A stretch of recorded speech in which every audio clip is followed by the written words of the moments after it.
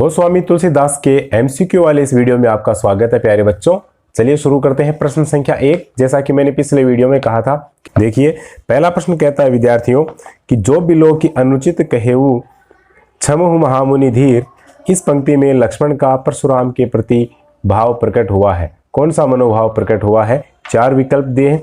आप इन प्रश्नों में खुद को भी जांचते जाएं, लिखते जाएं, ताकि आपको पता चले कि हमारे कितने प्रश्न सही होते हैं, हमारी कैसी जबरदस्त तैयारी है। तो इसके 4 विकल्प दिए हैं कि घृणा, निंदा, व्यंग्य, क्रोध।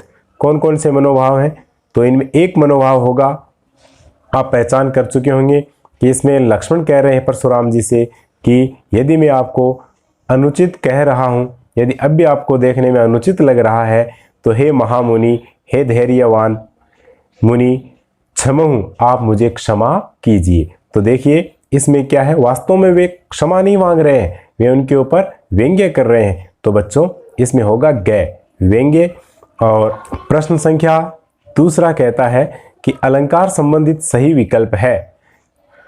एक इसमें दिया है कोटि कुलिस, सामने मैंने लिखा है अनुप्रास, पुनि पुनि, पुनरुक्ति प्रकाश, और कोटि कुलिस सम वचन तुम्हारा, इसमें लिखा है उपमा। तो इन तीनों में देखो, जैसे कोटि कुलिस कह की आवृत्ति होती है, तो वहां विद्यार्थियों कौन सा अलंकार होता है? वहां अनुप्रास अलंकार होता है। और पुनि पुनि, यदि कोई शब्द 2 बार आए, 3 बार आए, लेकिन उसके अर्थ में कोई भिन्नता वहां नजर नहीं आए, तो वह वाक्य में प्रभाव उत्पन्न करने के लिए प्रयुक्त किया जाता है। इसलिए वहां कौन सा अलंकार होता है? वहां पुनरुक्ति प्रकाश अलंकार होता है। और वर्णों की आवृत्ति जहां हो जाती है, समान वर्णों की आवृत्ति जहां हो जाती है, वहां आपका अनुप्रास अलंकार होता है। और मैंने बताया था कि जब 2 ही बार आवृत्ति हो तो 6 का अनुप्रास अलंकार होता है, यानी 2 ही बार आए तो 6 का अनुप्रास अलंकार होता है। 2 से अधिक बार कोई समान वर्ण आए किसी शब्द के शुरू में, तो वहां वृत्तीय अनुप्रास होता है। तो विद्यार्थियों इसमें 6 का अनुप्रास है कोटि कुलिस में, और पुनि पुनि में पुनरुक्ति प्रकाश है, ये दोनों सही है। और इसमें तीसरा दे रखा है कि कोटि कुलिस सम वचन तुम्हारा, करोड़ों वज्रों के समान आपका वचन है। तो देखिए वचन की तुलना किससे की गई है? करोड़ों वज्रों के समान बताया गया है, सम आ गया, तो यहाँ सम को देखते हुए पूरे वाक्य में कौन सा अलंकार हो जाएगा? उपमा अलंकार हो जाएगा। तो विकल्प इसमें सही होता है आपका चौथा, सभी। तीसरा प्रश्न कहता है विद्यार्थियों कि तुलसीदास रचित रामचरितमानस भारत के किस भाग में अधिक लोकप्रिय है? यदि आपने पाठ परिचय सही ढंग से पढ़ लिया है तो इसमें यह बात आपकी बिल्कुल समझ में आ गई और आप इसको तुरंत देखते पहचान लेंगे उत्तर को। 4 विकल्प हैं, दक्षिणी भारत, पश्चिमी भारत, पूर्वी भारत और उत्तरी भारत। बताएं कौन से में तुलसीदास की रामचरितमानस ज्यादा प्रसिद्ध हुई है? ये उत्तरी भारत में हुई है विद्यार्थियों। तो उत्तरी भारत को चिन्ह लगाएं। और अब देखिए प्रश्न संख्या 4 है कि रामचरितमानस से संबंधित सत्य कथन है। रामचरितमानस से संबंधित सही कथन कौन सा है? ये थोड़ा जटिल प्रश्न है, लेकिन ऐसे प्रश्न आ सकते हैं बोर्ड परीक्षा में। और मैं आपको बताना चाहूंगा कि इस एक प्रश्न में एक नहीं बल्कि कई प्रश्न छुपे हुए हैं, कैसे भी पूछा जा सकता है। तो आप एक प्रश्न को एक न माने, कई प्रश्न मान करके इसको समझें। तो देखिए 7 कांड अवधि भाषा प्रबंध काव्य, यानी रामचरितमानस में कितने कांड है, कौन सी भाषा है और ये किस तरह का काव्य है, यदि ये बात हम जानते हैं तो हमारा ये विकल्प है बिल्कुल सही जाएंगे, यदि हम जो चुनेंगे वही। 8 कांड अवधि भाषा प्रबंध काव्य, 6 कांड ब्रजभाषा मुक्तक काव्य, 7 कांड ब्रजभाषा प्रबंध काव्य। तो इसमें कौन सा सही होगा? देखिए रामचरितमानस में बता दूं कि 7 कांड है। पहला बालकांड है जिसका हमने अध्ययन किया पाठ में, और इसकी भाषा है वह अवधि है, ये मैंने पिछले वीडियो में आपको बताया है। और ये पूरा काव्य है, ये प्रबंध काव्य है। इसमें विकल्प कै सही है, पहला विकल्प सही है। सुंदर प्रश्न है, इसमें कांड भी पूछे जा सकते हैं, भाषा भी पूछी जा सकती है, और किस तरह का काव्य है यह भी पूछा जा सकता है। तो तीनों प्रश्नों के लिए एक प्रश्न बनाया है। 5वां प्रश्न देखो विद्यार्थियों, तुलसी की रचनाओं से संबंधित सही कथन है। कहां गलती है देखेंगे कि विनय पत्रिका के लिए लिखा है सामने कि इसमें ब्रजभाषा है और गेय पद है। क्या ये सही है? यदि आपने पाठ परिचय गौर से पढ़ा है तो ये आप पहचानेंगे। कवितावली की ब्रजभाषा और इसमें सवैया और कवित छंद का प्रयोग हुआ है, क्या ये सही है? और रामचरितमानस की अवधी भाषा है और इसमें छंदों में दोहा, चौपाई आदि छंदों का प्रयोग हुआ है, क्या ये सही है? या फिर घ वाला हमें कहता है कि उपर्युक्त सभी सही, या फिर ये सही है? तो विद्यार्थियों, तीनों को ध्यानपूर्वक देख करके आपको समझना है।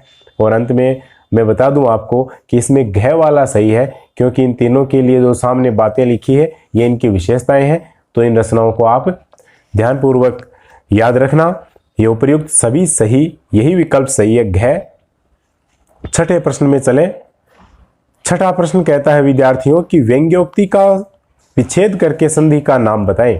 व्यंग्योक्ति शब्द का संधि विच्छेद, व्यंग्य जोड़ उक्ति, ए जोड़ उ बराबर ओ। तो ए ओ अर का निर्माण कौन सी संधि होती है? गुण संधि होती है।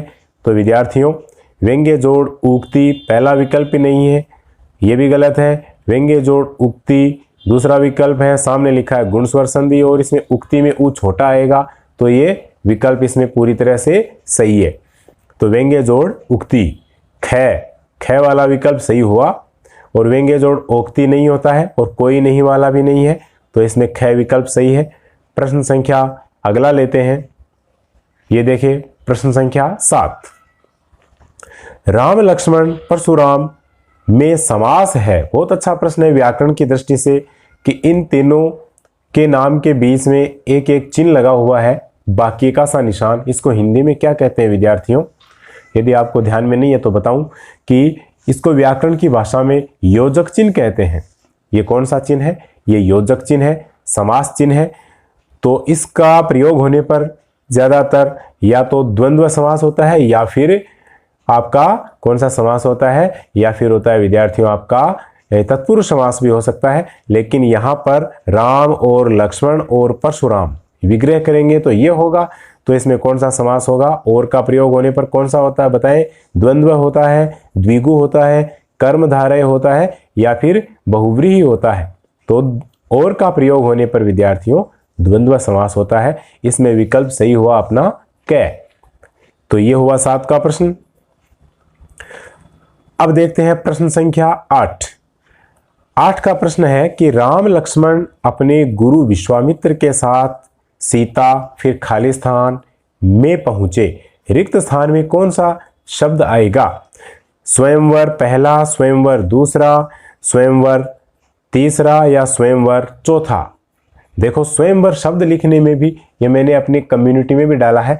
तो देखो स्वयंवर शब्द है, यह स्वयंवर शब्द शुद्ध कैसे लिखा जाता है? इसमें जो घ का विकल्प है आपके सामने, आधा स व य के ऊपर जो अनुस्वार है, इस बिंदु को क्या कहते हैं विद्यार्थियों? अनुस्वार कहते हैं, आप जानते हैं। तो यह पर अनुस्वार आएगा, आधा मैं जहां आ जाए तो वहां यह शब्द अशुद्ध हो जाता है। बहुत इंपॉर्टेंट शब्द है, कंपटीशंस में भी यह शब्द आता है। तो इसमें चौथा विकल्प सही होगा 8 के प्रश्न में। अब है आपका प्रश्न संख्या 9 कि सेवक सो जो करे सेवकाई, उक्त कथन है। यह कथन पूछा है कि यह कथन किसका है? यह बात किसने कही कि सेवक सो जो करे सेवकाई?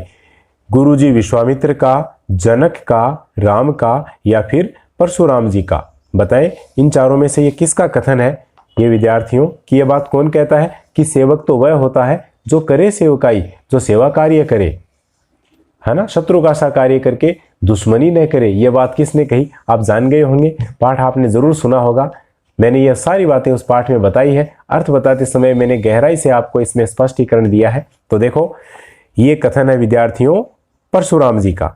ये वही कहते हैं राम से कि सेवक तो वह होता है जो सेवा कार्य करता है। बहुत अच्छा कथन है, अनुप्रास अलंकार भी है। प्रश्न संख्या 10, सहस बाहु भुज छेदनिहारा पंक्ति में किसकी विशेषता बताई जा रही है कि सहस्र बाहु? अब इसका अर्थ हमें आता है। इन पंक्तियों का यदि हिंदी अर्थ हम कर सकते हैं तो प्रश्न हमारे सही जाएंगे। हिंदी अर्थ ही हमें नहीं आता है तो हमारे प्रश्न कभी सही नहीं होंगे। पद्य की विशेषता होती है। तो इसमें कौन सी व्यक्ति की विशेषता बताई गई है या फिर किसी वस्तु की विशेषता बताई गई है? अर्थ करते हैं कि सहस्रबाहु भुज छेदनिहारा, यानी सहस्रबाहु की भुजाओं को छेदनिहारा यानी काटने वाला। तो यहाँ कौन है सहस्रबाहु की भुजाओं को काटने वाला? ये विशेषता है विद्यार्थियों परशुराम की नहीं, लक्ष्मण की भी नहीं, धनुष की भी नहीं, बल्कि किसकी विशेषता बता रहे हैं परशुराम जी यहाँ? अपने फरसे की। तो इसमें विकल्प सही हुआ घ। प्रश्न संख्या 11, गर्भन के अर्भक दलन। ये बहुत बहुत महत्वपूर्ण प्रश्न है। रेखांकित पद का आशय है, इसमें रेखांकित किया गया है अर्भक शब्द को। तो अर्भक का क्या अर्थ होता है पाठ में हमने पढ़ा है और आपके पाठ के शब्दार्थ में भी दे रखा है। शत्रु, गर्भस्थ बच्चा, फरसा या परशुराम, कौन होगा? इसमें होगा विद्यार्थियों अर्भक का अर्थ होता है गर्भस्थ बच्चा।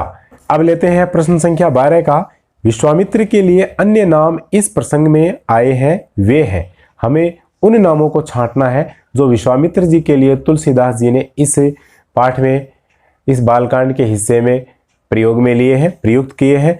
देखो, कौशिक, गाधी सुनु, उक्त दोनों या फिर कोई नहीं। तो विद्यार्थियों कौशिक नाम भी विश्वामित्र के लिए प्रयुक्त किया है और गाधी सुनु ये भी इन्हीं के लिए प्रयुक्त किया है। तो इसमें विकल्प सही हो जाएगा अपना ग, उक्त दोनों। ये दोनों नाम ही विश्वामित्र जी के लिए आए हैं।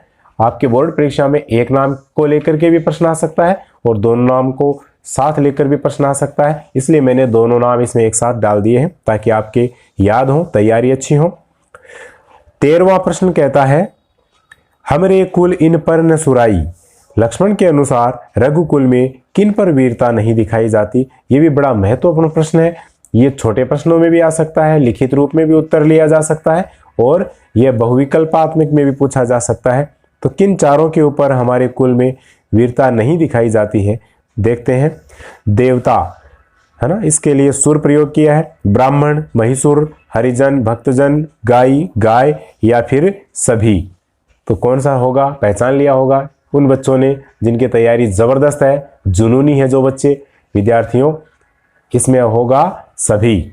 प्रश्न 14 कहता है कि तुलसी के जीवनकाल संबंधी सही विकल्प कौन से हैं? तो विद्यार्थियों तुलसी के जन्मकाल से संबंधित सही विकल्प जो सही है वह कौन सा होगा? यदि आपके इनकी जन्म और मृत्यु जो साल है, जो तिथि है याद है, तो आप इसको सही कर सकते हैं, अन्यथा आपका गलत होगा। और ऐसा प्रश्न आना लाजमी है, बहुत ही महत्वपूर्ण है। तो देखिए 1532 से 1623 ईस्वी, 1523 से 1632, 1518 से 1632, 1478 से 1583। तो कौन सा सही होगा विद्यार्थियों? इसमें सही होगा प्यारे बच्चों 1532 से 1623।